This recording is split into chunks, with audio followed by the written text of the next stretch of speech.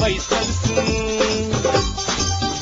जानकी यदियन सदकन अही सबके ऐसा मन माफी कपन बात ऐसा सुनू जानकी यदियन सदकन अही सबके ऐसा मन माफी कपन बात ऐसा सुनू सुनू सुनू मिथिलांचल गर्व जानकी यदियन 106 मेगाहर्ट्ज।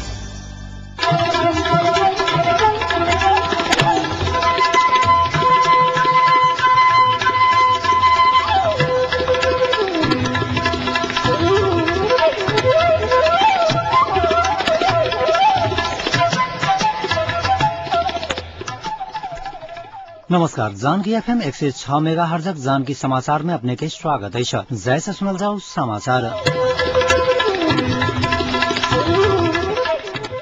एक मुख्य समाचार।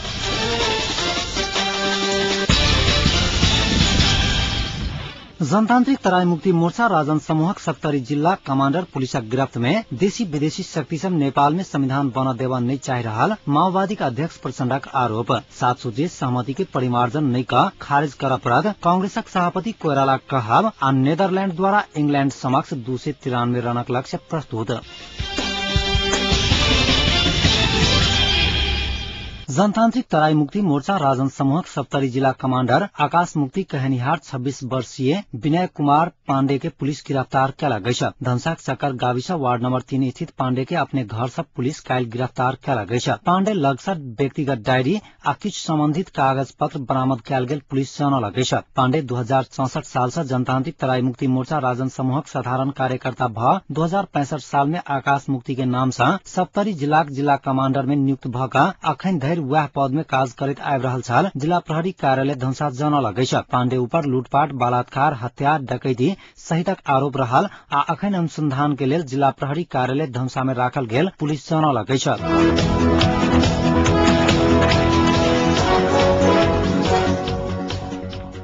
एकीकृत नेकपा माओवादी का अध्यक्ष पुष्पकमल दाहाल प्रचण्ड भारत सहितक देशी विदेशी शक्ति सब नेपाल में संविधान बनाने देवा के आ शांति प्रक्रिया भाड़ा लाग पड़ल आरोप लगौले।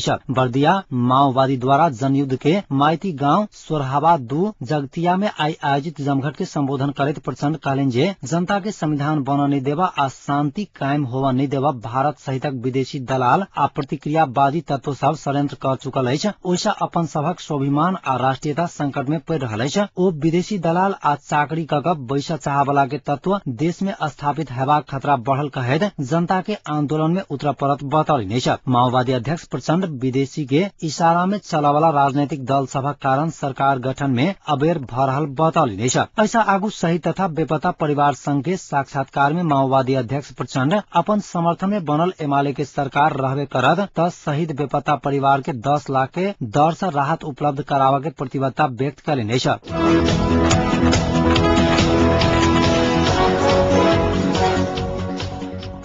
नेपाली कांग्रेसक सभापति सुशील कोइराला 7 सूची सहमति परिमार्जन नहीं भ खारेज होवा परत बतौलिने छ। नेकपा एमाले 7 सूची सहमति परिमार्जन के गृह कार्य कर रहला से कांग्रेस सभापति कोइराला ओई के खारिज कर परत बतौलिने छ। जागरण अभियानक क्रम में आई कपिल वस्तु सदर मुकाम तौली हवा पहुंचल कोइराला संचारकर्मी सब संग बातचीत करैत सहमति परिमार्जन नहीं खारिज कर परत आ ओई के बाद कांग्रेस सहकार्य कर तैयार रहल बतौलिने छ। ओ माओवादी आ एमाले के अध्यक्ष सब बीच भेल 7 सूची सहमति अंतिम संविधान के मर्म आ भावना विपरीत भेला से ओ खारिज नहीं होवा धैर कांग्रेस सरकार में जाए के नहीं सोचत बतौलिने छ।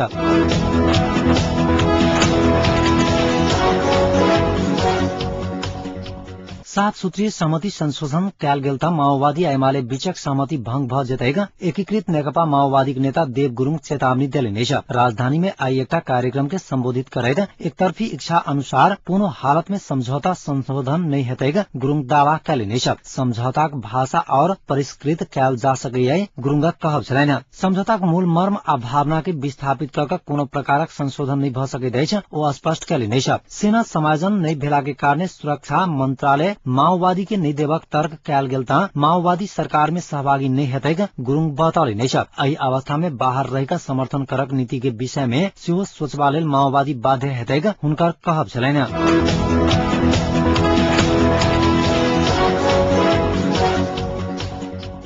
नेपाली कांग्रेसक नेता डाक्टर रामशरण महत कहलेने जे माओवादी आ एमाले बीचक 7 सूत्रीय सहमति भंग भेल त कांग्रेस सरकार में जा सकैतैछ। 7 सूत्रीय सहमतिक संशोधन मात्र कांग्रेस के मान्य नहीं अछि उल्लेख करैत कांग्रेस संघक सहकार्य के लेल ओहि के भंग क नव समझौता करब जरूरी छैक महत बतौलनि। राजधानी में आई एकटा कार्यक्रम के संबोधित करैत महत ई बात बतौलनि। दुनू दल बीचक 7 सूत्रीय सहमति भंग क नव समझौता के संग आगू बढ़ल गेल त कांग्रेस अखनुक सरकार में सहभागी भ सकैत अछि हुनकर कहब छलैन। 7 सूत्रीय सहमति में वाम ध्रुवीकरण करक लड़ाकू के अलग फोर्स गठन करक उद्देश्य सब अंतर्निहित रहल कहैत एहि प्रकारक सहमति कांग्रेस के अस्वीकार्य अछि महत बतौलनि। दू पार्टी बीचक सहमति के कोनो अर्थ नहीं अछि उल्लेख करैत सेना समायोजन कास विशेष समिति के छैक महत उल्लेख कयलनि।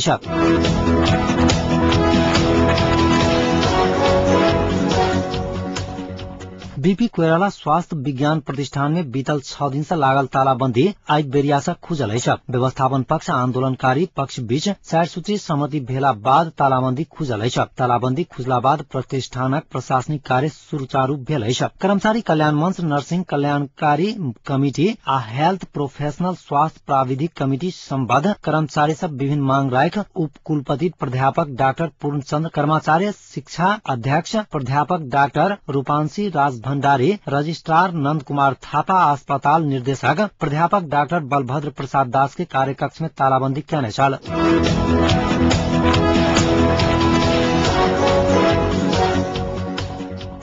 मधेसी जनअधिकार फोरम नेपालक अध्यक्ष उपेन्द्र यादव नेकपा एमाले के अवसरवादी चरित्र से देश दुर्घटना में फंसत चेतावनी दिलेने छ। एमाले भीतर के कुछ महत्वाकांक्षी नेता सभाग कारण राजनैतिक गतिरोध से निकास पावन नहीं सकल हुनक आरोप छलैन। बारा के कलैया में आयोजित पत्रकार सम्मेलन में अध्यक्ष यादव वाम दल सब कम्युनिस्ट के सिद्धांत आ नाम के बदनाम करने दावी कैलेने छ। अपना के कम्युनिस्ट बताव वाला सब सत्ता के खेल में लाइक कम्युनिस्ट के सिद्धांत आ नाम के बदनाम करने अछि। ओ कहलेन जे नेपालक वाम पार्टी सब साइन बोर्ड सब बेसी नहीं है। माओवादी एमाले बीच भेल 7 सूत्रीय गोप्य समझौता से देश अशांति प्रक्रिया के धराप में पारत ओ चेतावनी सेहो देलेने छ। सेना समायोजन के ढांचा विशेष समिति तैयार कर परत अपन पार्टी के धारणा रहल ओ जानकारी देलेने छ। अध्यक्ष यादव देश के निकास देवा कोनो दू दल बीच मात्र नहीं भ वाम लोकतांत्रिक आ मधेसी दल सबक संयुक्त मोर्चा के आवश्यकता रहल बतौलनि छ। माओवादी जनसेना विशेष समिति में अबितो चेन ऑफ कमांड माओवादी के माथत में रहल कहत अध्यक्ष यादव आपत्ति जनौलनि छ। 2 दिन युवा प्रशिक्षण कार्यक्रम में सहभागी होगा अध्यक्ष यादव बारा पहुंचल छ। प्रशिक्षण कार्यक्रम में बारा, पर्सा आ रौथट के 125 गोटे युवा सबक सहभागिता रहल फोरमक केंद्रीय सदस्य उमेश लाल दास बतौलनि छ।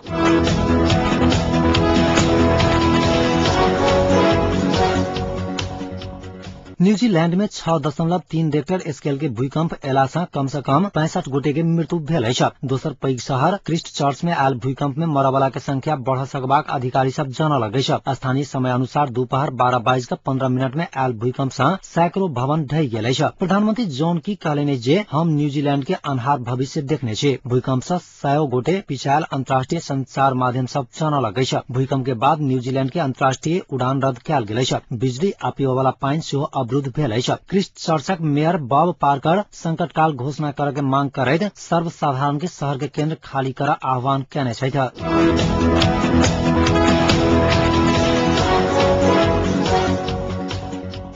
भारतक अहमदाबादक एक विशेष अदालत गोधरा रेल कांड के षड्यंत्र प्रमाणित करैत एहि मामलाक विभिन्न आरोपी में से 31 गोटे के दोषी ठहरालक अछि। तहिना अदालत 63टा अभियुक्त के रिहा करक आदेश देलक अछि। एहि मामलाक मुख्य अभियुक्त हुसैन उमर के सेहो अदालत रिहा करक आदेश देलक अछि। 27 फरवरी 2002 के साबरमती एक्सप्रेसक एक डिब्बा में आगि लगावक आरोप में गिरफ्तार अभियुक्त सभाग विषय में अदालत आई फैसला कयलक अछि। एहि घटना में 59 आदमी के मृत्यु भ गेल रहेग, जाहि में अधिकांश अयोध्या से घुरि रहल हिन्दू कार सेवक छल। दोषी के सजायक विषय में अदालत आगामी शुक्र दिन अपन फैसला सुनाओत। अदालतक फैसला के विषय में अपन प्रतिक्रिया दैत भारतीय जनता पार्टी प्रवक्ता प्रकाश जावड़ेकर कहलनि जे एहि घटना के संबंध में भाजपा धारणा सही छल। पूर्व नियोजित षड्यंत्र के स्वरूप साबरमती एक्सप्रेस में आगि लगाओल गेल रहेक भाजपा कहैत आबि रहल छल। फैसला गंभीरता के देखैत गुजरातक सुरक्षा व्यवस्था कड़ा बनाओल गेल अछि।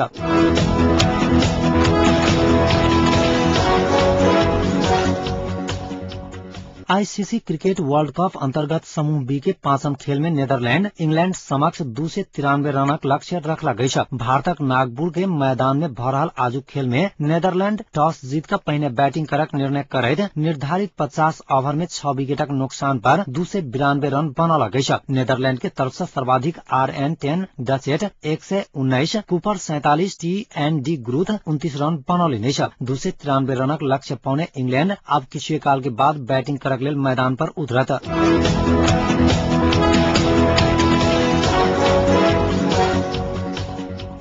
अब जनकपुरक तापक्रम। अखन जनकपुरक तापक्रम 24 डिग्री सेल्सियस रहलै छ।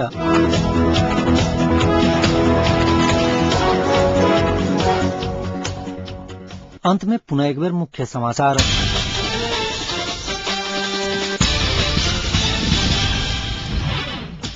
जनतान्त्रिक तराई मुक्ति मोर्चा राजन समूहक सप्तरी जिल्ला कमाण्डर पुलिसक गिरफ्त में देशी विदेशी शक्ति सब नेपाल में संविधान बन देवन नहीं चाह रहल माओवादी का अध्यक्ष प्रचण्डक आरोप। 7 सूची सहमति की परिमार्जन नहीं का खारिज कर परत कांग्रेसक सभापति कोइराला कहब आ नेदरलैंड द्वारा इंग्लैंड समक्ष 293 रनक लक्ष्य प्रस्तुत।